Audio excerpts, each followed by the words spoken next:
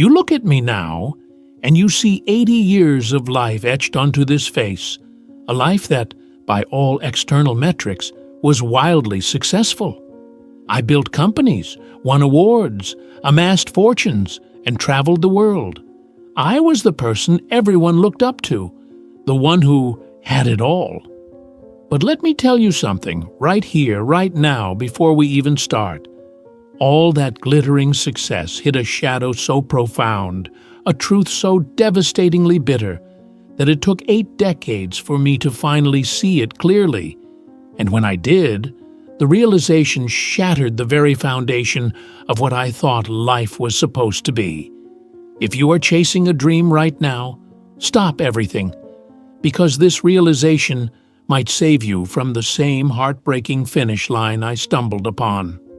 Hello everyone, my friends, and thank you for taking the time to join me today for what is perhaps the most vulnerable video I have ever created. I know the title sounds dramatic, but trust me, the weight of this knowledge is something I genuinely wouldn't wish on my worst enemy. For 80 years, I believed in one fundamental equation: achievement equals worth. I saw my entire existence as a score sheet, where every promotion, every zero added to the bank account, and every public acknowledgement was proof that I deserved to be loved, that I was significant, and that I was safe. This deep-seated need for validation, rooted in my early years, a story perhaps for another time, manifested as a relentless drive. I was the first one in the office and the last one out. Weekends? Those were just less structured weekdays for catching up. I missed birthdays, anniversaries, and countless school plays. Why?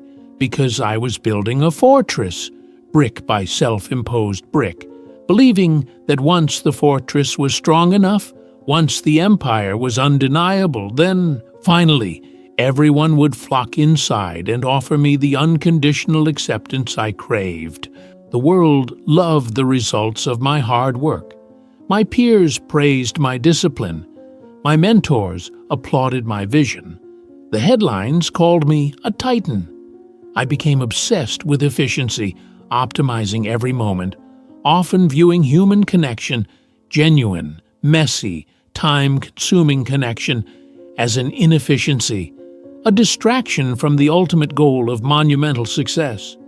I cultivated an image of impenetrable strength, a leader who never showed weakness, never asked for help, and certainly never allowed himself to be seen as vulnerable. It was exhausting, absolutely exhausting. But the exhaustion felt virtuous. It felt like proof of my dedication.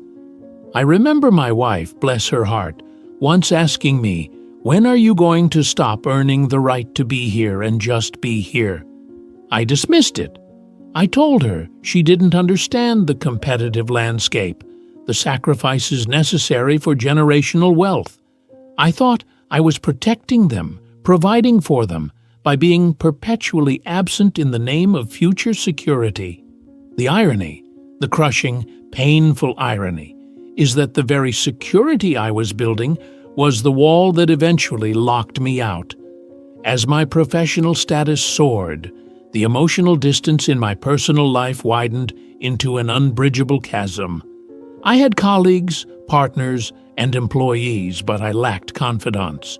I had a family, but I hadn't known their deepest fears or dreams since they were children. I was surrounded by people, yet profoundly alone. This leads us to the bitter truth, the one I want you to internalize right now, while you still have decades ahead of you.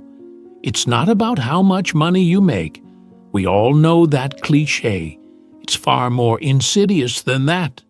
The bitter truth, my friends, is this: the people who truly love you, your parents, your partner, your children, your dearest friends, they do not assign worth to your achievements. They never did. They value your presence, your vulnerability, and your time. I spent 70 years trying to purchase love with achievement.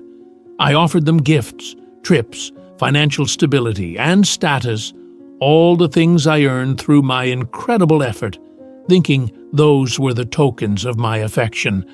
But those tokens were merely substitutes.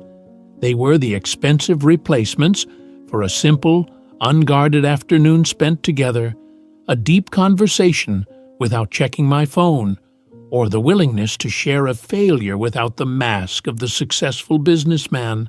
The moment the truth hit me was quiet, not dramatic. It was 3 years ago, sitting in my colossal, quiet library, flipping through an old photo album. I stopped at a picture of my youngest daughter, maybe 6 years old, wearing a paper crown and beaming. Written underneath, in shaky crayon, was a note she'd written, "Daddy, I wish you could play king with me." My heart physically seized up. I remembered that day. I had been on a critical conference call, pacing the study, barking orders, while she stood by the door, holding the crown she'd made. I shooed her away gently, promising later. That later never came. That memory, that simple request for 15 minutes of my undivided, authentic, playful attention, was the real currency of the moment, and I had traded it for a transient business deal. In the eyes of that little girl, I wasn't the CEO. I was just her daddy. And she didn't want the CEO's wealth. She wanted her daddy's time. The devastating realization is that while I was meticulously collecting all the proof that I was successful and worthy, I was simultaneously sending a clear, unintended message to the people I cherished. My job is more important than you. And here is where the bitterness truly sets in. Once time is gone, it is absolutely, irrevocably gone. You can buy back objects, you can rebuild companies, you can even recover from illness, but you can never, ever buy back a missed childhood performance, a canceled date, or the chance to comfort a spouse during a quiet, difficult evening. I now have all the time in the world, but the people I truly want to spend it with are either gone, or the emotional distance has become too large to traverse easily. I have spent the last few years trying to bridge that gap, desperately trying to convey the remorse and the love that was always there, just buried under layers of ambition and fear of vulnerability. I finally learned how to say, "I messed up," and "I need you," instead of always saying, "I handled it." But those admissions feel belated, like shouting across a canyon years after the person has already moved on.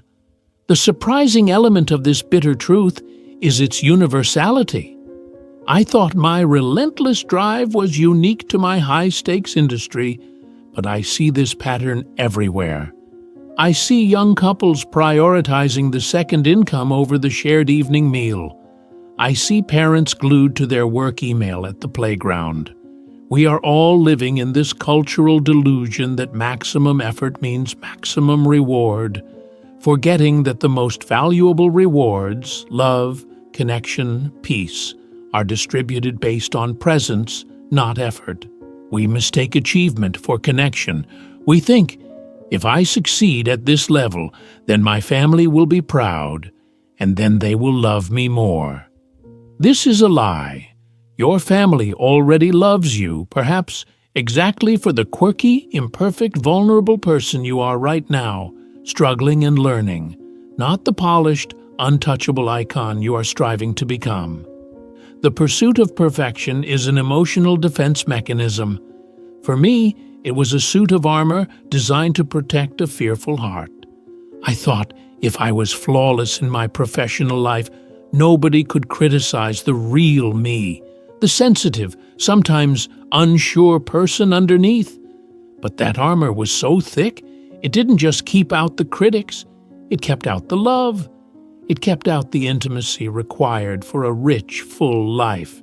I know some of you watching are in your 20s or 30s, hustling, grinding, and sacrificing everything for that ultimate financial freedom or career pinnacle.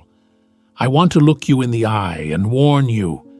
The financial freedom you are chasing will feel utterly meaningless if you reach the summit only to find you are standing there alone. The view is spectacular, but the silence is deafening. So, what is the antidote? How do you avoid waiting 80 years for this crushing realization? It starts with two radical actions. First, redefine success. Success is not just a net worth statement. It is a net worth of relationships, memories, and moments of genuine joy. If your professional success is costing you your personal happiness, you are not succeeding. You are losing. Second, embrace vulnerability as a strength, not a weakness. Stop waiting to be perfect before you connect.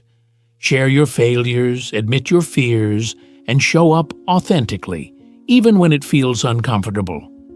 This is the only way to invite true, deep connection into your life.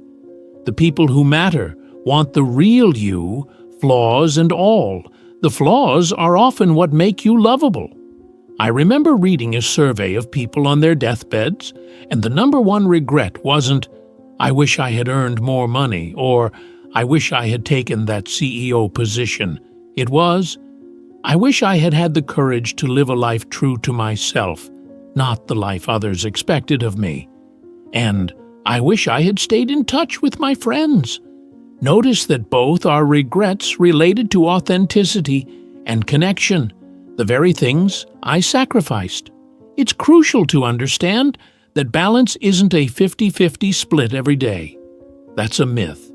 Balance is the conscious realization that when you are with your family, you are 100% there, and when you are at work, 100% there, you are 100% present at work. But you must allocate non-negotiable protected time for presence, time that no amount of money can buy back later. Don't be fooled by the relentless praise from the outside world. External validation is intoxicating, yes, but it's fleeting. It offers a momentary high, but it leaves you perpetually needing the next fix. True fulfillment comes from the quiet, reliable warmth of internal validation and the loving gaze of the few people who know you, flaws and all, and choose to stay anyway. Think about the legacy you truly want to leave. Do you want to be remembered as the richest man in the cemetery, or the man whose eyes truly lit up when he spoke about his life, his family, and his deepest passions? I assure you, the memories they will cherish are the stories of shared laughter, the quiet acts of kindness, and the moments when you showed up, not the tales of your quarterly earnings reports. If my 80 years have taught me anything, it is that time is the most precious, non-renewable resource we possess. And the bitter truth is that I misallocated mine. I invested in things that depreciated, companies that were sold, money that was spent, and underinvested in the people whose value only compounds over time. You have the opportunity right now, today, to change your investment portfolio. Pull some of that emotional and physical capital out of the endless pursuit of external proof and redirect it toward genuine, messy, beautiful, real life. Pick up the phone, schedule the date, take the unplanned afternoon off. Let the world know that your priorities have shifted. The fear of missing out on a big opportunity should be completely overshadowed by the fear of missing out on your own life, because that is the true, crushing cost of perfectionism and relentless ambition. You miss your own life while trying to build a pedestal for it. And when you finally step onto the pedestal, there's nobody left to applaud. I'm sharing this painful realization with you not for sympathy, but for urgency. Don't wait for a crisis. Don't wait for a significant birthday. And certainly don't wait for 80 years to pass before you realize that you were using the wrong measure stick all along. Start living your authentic, present life now. So please take this hard-won lesson from a man who had everything and realized too late what he truly lacked. Focus on being, not just having. Focus on connecting, not just achieving. Focus on time, not just money. This is the path to a life without bitter regret. If this story resonated with you, if it gave you that uncomfortable nudge you needed, please let me know in the comments below. Share your own thoughts on balancing ambition and presence. I read every one of them, and your stories are invaluable. If you haven't already, please hit that like button, subscribe to the channel, so we can continue these deep conversations and share this video with someone who might be lost in the hustle. Until next time, take care of yourselves, and more importantly, take care of your time. Thank you, everyone.